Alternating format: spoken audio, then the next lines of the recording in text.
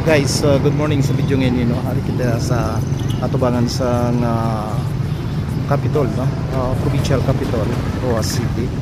Atubang lamang sa plaza, no. Hari kita guys nakatutok sa billboard, signboard sa or signage, no, para sa kapistahan 2026, no, kapistahan sa Maragtas 2026, no.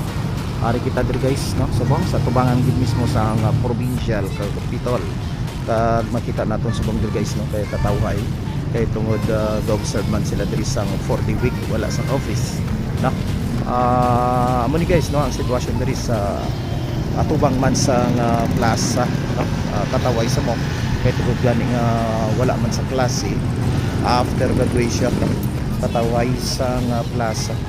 Kagamay sang mga salakyan siguro tungod man sa gas prices nga sa dinagatipid man ang aton nga mga tuturan kasubong man naton, no. So subong guys, may kita naton, no, mga wagayway na pakabit para sa kapistahan 2026, no, kapistahan sang Maragtas 2026 mo ni guys, no. Ari kita diri subong sa atubangan kag nakatutukan naton ang Colegio de la Purísima Concepción CPC, ang aton school, no, ang aton alma mater sang aton college days, no.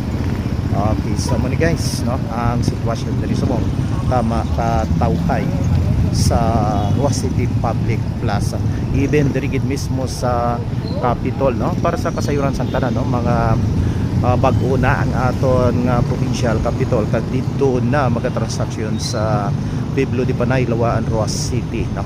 Kay sa Lunes opening na gid gani dito, formal opening sa kapistahan 2026 kag kasubong man flag racing at the same time ang inauguration gid mismo, no, sa provincial Capitol most probably, no. We are not sure but I believe, no, it will be the first day, no, of the provincial Capitol dito. So many guys ang kaintangan subong sa provincial Capitol diri sa atubangan sang Plaza Kapistahan 2026.